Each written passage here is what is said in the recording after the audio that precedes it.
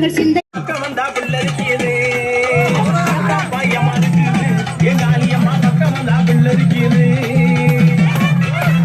என் தங்க மக காளியம்மா அந்த மலையாள தேசம் விட்டு என் தாயினி விளையாடி வந்திடம்மா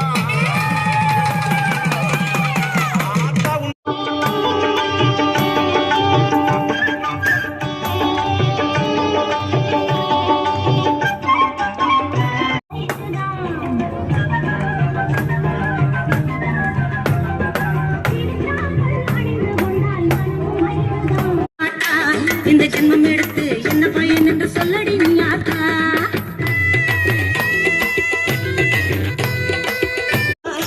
செல்ல மாறியா